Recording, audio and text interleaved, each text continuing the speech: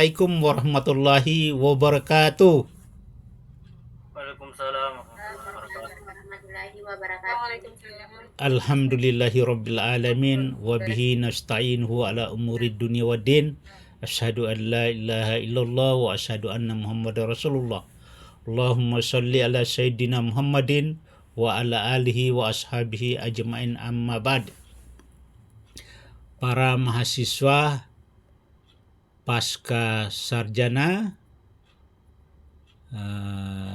pada sore hari ini kita bertemu dalam kuliah online, mata kuliah akuntansi syariah dan kepemimpinan Islami, ya. Dalam keadaan sehat-sehat walafiat, kita bermohon kepada Allah Subhanahu wa taala, mudah-mudahan Allah Subhanahu wa taala senantiasa melindungi kita sehingga kita di dalam menuntut ilmu, apalagi ilmu akuntansi, dan kita belajar kepemimpinan Islami dan bidang studi atau mata kuliah yang saya akan menyampaikan adalah kepemimpinan Islami.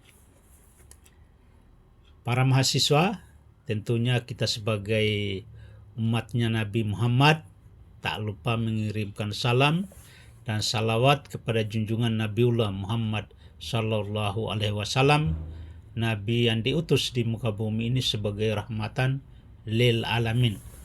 Para mahasiswa, berbicara tentang kepemimpinan, apalagi kepemimpinan Islami, kita tentu rujukan kita atau dalil-dalil kita berdasarkan Al-Quran dan hadis. Di samping hadis adalah ijma atau pendapat-pendapat ulama, sehingga di dalam kepemimpinan itu betul-betul berdasarkan nuansa Islam, ya. Karena kita meyakini bahwa agama kita adalah adinul Islam, ya. Kalau adinul Islam itu tidak sama dengan agama lain, karena kita ada dasarnya al-Islamu ya'lu wa la yu'la alai, bahwa agama Islam itu adalah tinggi dan tidak ada bandingannya, ya. Tidak ada bandingannya.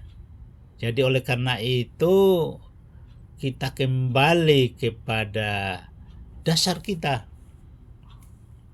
bahwa kita itu sebagai pemimpin harus merujuk, ya. Karena kita diciptakan Allah di muka bumi ini adalah sebagai pemimpin. Ya, salah satu contoh misalnya di dalam Al-Quran itu surat An-Nisa ayat 59, ya. Ya ayyuhallazina amanu atiullaha wa atiur rasul wa ulil amri minkum, ya. Kita sebagai pemimpin itu, ya, yang pertama kita harus orang yang beriman, ya, bagi yang beragama Islam, ya. Dan di situ Allah menunjukkan kepada kita bahwa taatilah Allah dan taatilah Rasulnya, ya.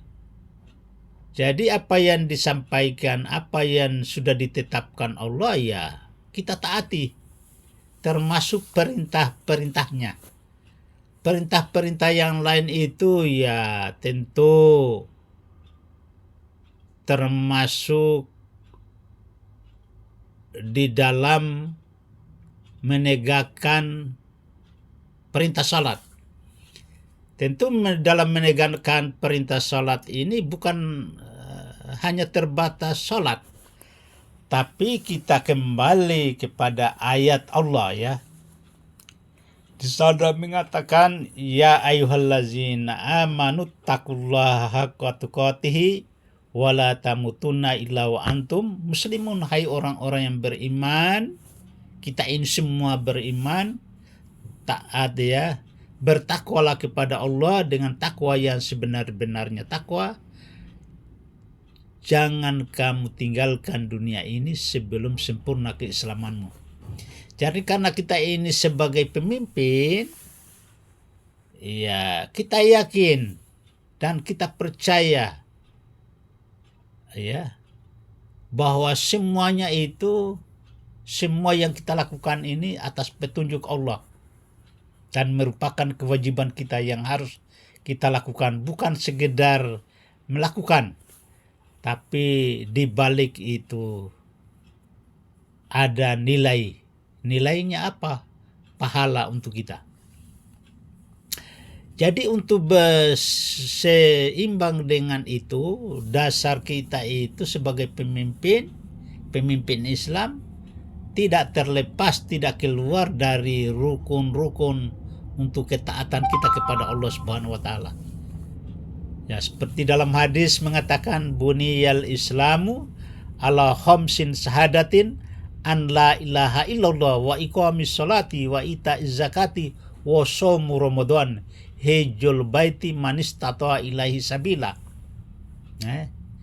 Bahwa dasarnya Islam itu ya ada 5. Pertama, mengucapkan 2 kalimat syahadat.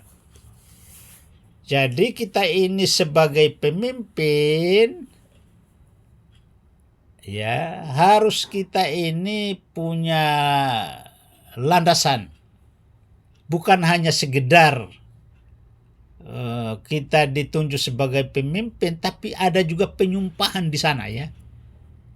Ya kita melihat sendiri, mendengarkan sendiri, ya saya sendiri biasa saya sumpah itu yang diangkat menjadi pejabat, diletakkan Al-Quran di pundak ya, di pundaknya itu, supaya tetap setia, konsisten di dalam melaksanakan sebagai pejabat. Di antaranya adalah pengucapan tadi, asyhadu alla ilaha illallah wa asyhadu anna muhammadar rasulullah. Ini sebagai penyaksian kita.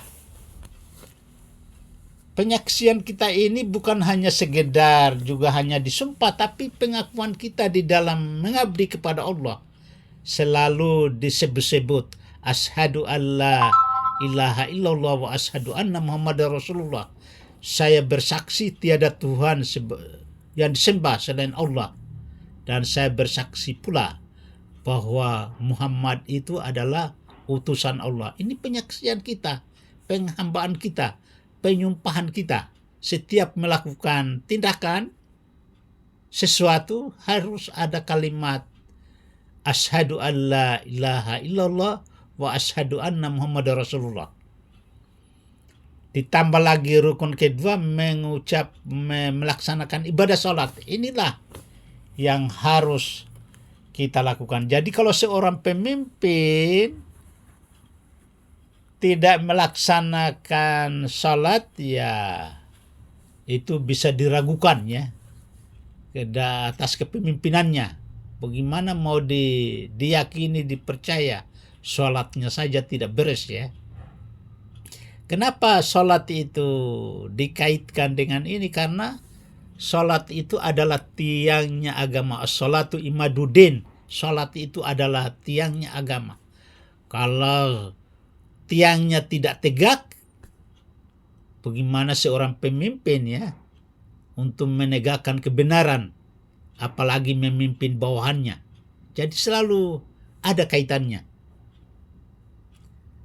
Ya, kalau seorang pemimpin tidak melaksanakan salat, maka itu ya dipertanyakan atau diragukan atas kepemimpinannya. Jadi oleh karena itu yang laki-laki maupun yang perempuan, tegakkanlah sholat. Jadi apapun yang kita lakukan tidak ada atau tidak berarti apa-apa kalau sholatnya, karena kuncinya surga keberhasilan itu adalah sholat.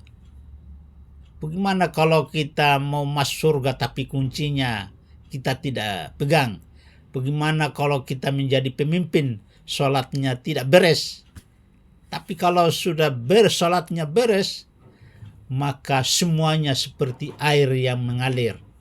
Tadinya kita tidak sangka-sangka, tapi kayak mengalir. Sama juga kalau kita berbicara. Tidak perlu terlalu penuh hafalan, tapi dia muncul sendiri apa yang kita mau sampaikan. Ya, setelah itu lalu kita mengeluarkan zakat ya. Zakat ini adalah ada dua. Zakat fitrah dan zakat harta ya. Jadi zakat fitrah itu untuk mensucikan hati kita ini, batin kita ini.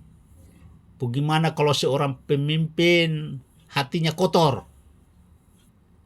Ya, karena tidak mensucikan sebagai salah satu fitrah manusia untuk mensucikan, makanya itu sebelum Idul Fitri kita diwajibkan untuk mengeluarkan zakat fitrah. Artinya untuk mensucikan jiwa kita, hati nurani kita. Dan untuk siapa itu? Untuk orang-orang yang berhak menerimanya. Siapa itu? Orang-orang yang tidak mampu. Kalau menerima bagiannya dari kita, dari pimpinan, maka dia juga ikut bahagia. Sekalipun kebahagiaannya itu adalah ya bisa dipastikan selama menikmati pemberian itu. Ya. Kemudian selanjutnya zakat harta ya. Besok-besok ada harta kita itu terbagi dua, dalam artian ada harta nisabnya itu selama setahun, maka keuntungannya dikeluarkan 2,5% dari keuntungan secara keseluruhan. Kemudian ada harta spontanitas. Misalnya kita sebagai pengusaha, pemborong. Pemborong itu kan musim-musiman. Kemudian pengacara juga ya tender. Pengacara juga kalau menang yang dibela ya ada keluar insentifnya, dikeluarkan 2,5%. Itu sudah ada aturannya semua. Tentunya semuanya ini adalah untuk mengimbangi bagaimana cara kita di dalam memimpin. Kemudian berpuasa pada bulan Ramadan ya. Berpuasa pada bulan Ramadan selama 30 hari, kemudian ditambah lagi puasa Syawal 6 hari, maka kata Rasulullah, barang siapa yang berpuasa bulan Ramadan selama sebulan, ditambah lagi puasa 6 hari pada bulan Syawal, maka kita sama berpuasa setahun lamanya. Ya, kalau kita berpuasa setahun ini adalah merupakan suatu kewajiban untuk mengimbangi ya kita hidup di dunia ini, supaya kita sadar ya bahwa semua organ-organ tubuh itu ya harus diistirahatkan ya. Jadi sehingga kita keimanan kita semakin terbentuk, mendekatkan diri kepada Allah Subhanahu wa taala dengan melaksanakan perintah-perintah puasa wajib tadi, dengan melaksanakan ya sunnah-sunnah. Sekalipun sunnahnya ini dikerjakan dapat pahala, tidak dikerjakan mendapat dosa. Tapi yang wajib adalah harus dikerjakan. Jadi kita ini sebagai pemimpin diperintah oleh Allah, kita taat. Itulah sebagai pemimpin, ya, sebagai orang-orang yang beriman, atiullah wa atiur rasul. Taatilah Allah dan taatilah Rasulnya.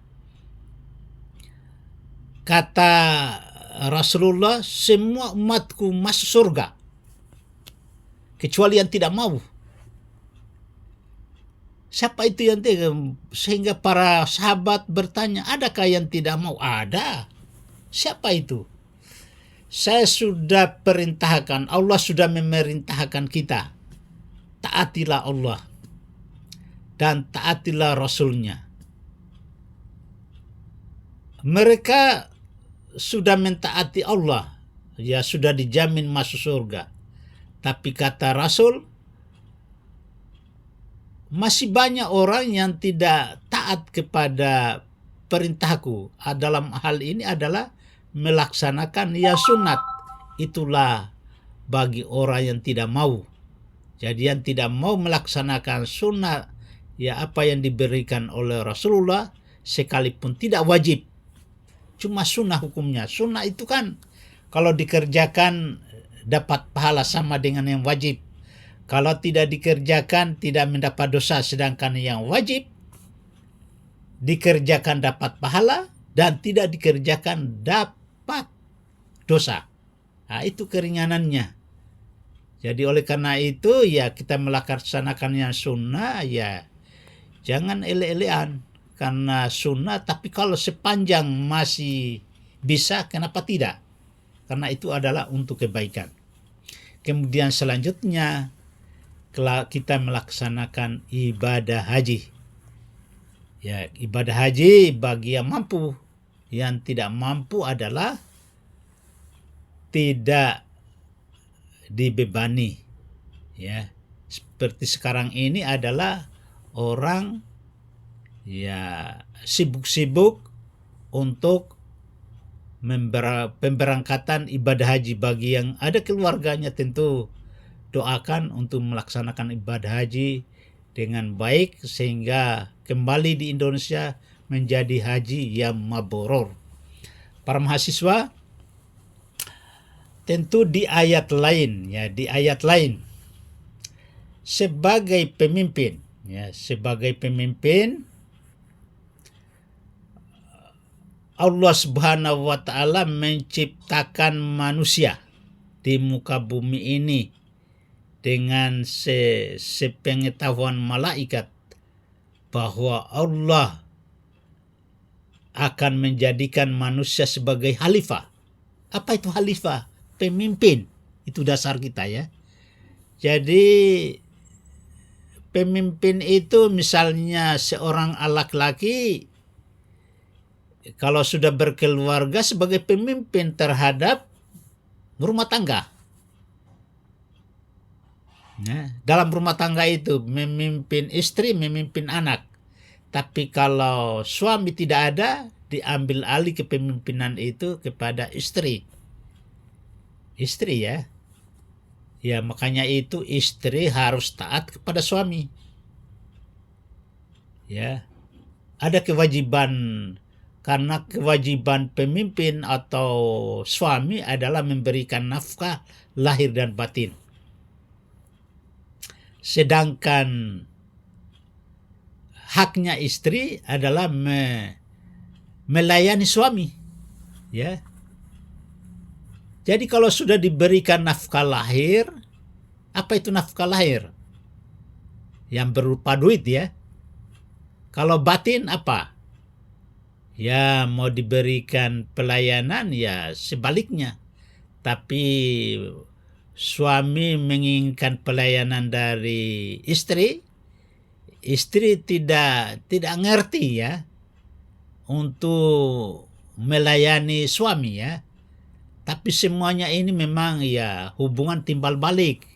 Bagaimana istri mau melayani, kewajibannya suami saja tidak diberikan sepenuhnya terhadap istri. Jadi saya tidak bisa salahkan ya. Tapi ada sebagian perempuan cuma taunya mau diberi nafkah, tapi tidak pintar melayani suami. Ya, melayani suami. Karena itu semuanya ada hubungan timbal balik, bahkan dapat pahala ya.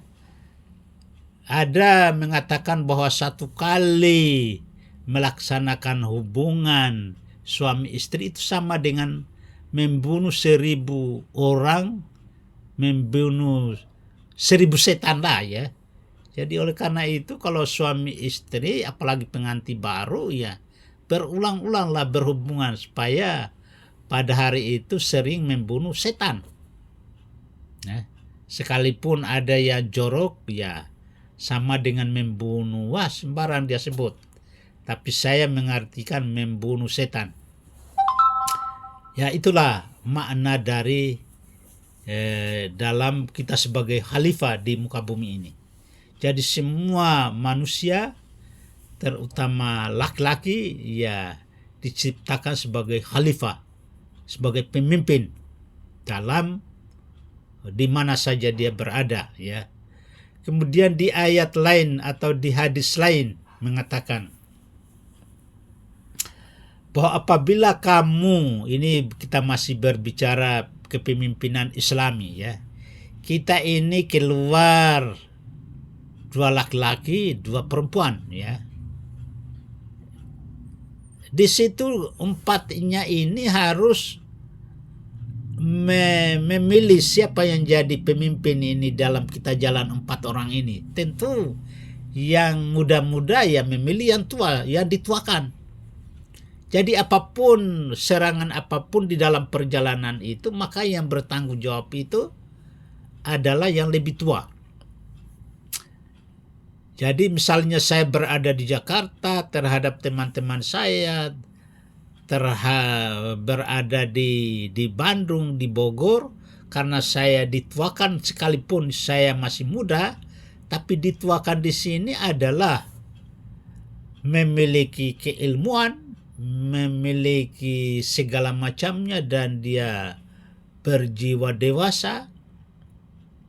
Maka itulah maksudnya dituakan ini, bukan berarti yang lebih tua umurnya, karena ada juga yang lebih tua umurnya tapi ilmunya tidak ada ya. Apalagi ilmu agama, kalau punya ilmu agama insya Allah semuanya bisa dia kendalikan ya. Dengan dikendalikannya ini maka orang-orang yang umuran dari kita ya dia paham apa yang kita bilang. Para mahasiswa, tentunya kita kembali kepada ad-dinul Islam ya, bahwa agama Islam itu tinggi dan tidak ada bandingannya sebagaimana tadi saya bilang, al-Islamu ya'lu wa la yu'la alaih, bahwa Islam itu tinggi dan tidak ada bandingannya. Maksudnya semua agama-agama yang ada di dunia ini Islamlah yang paling tinggi kebenarannya. Kita bisa buktikan misalnya dari kitab yang telah kita miliki, misalnya Al-Quran, kitab Injil, kitab Taurat. Kalau Al-Quran itu sesuai dengan aslinya ya, tidak ada dirubah-rubah manusia, berarti tetap dia paling di atas. Sedangkan kitab Taurat, Injil itu sudah dirubah-rubah oleh manusia, berarti bukan lagi aslinya. Dan kita bisa buktikan seorang pemimpin itu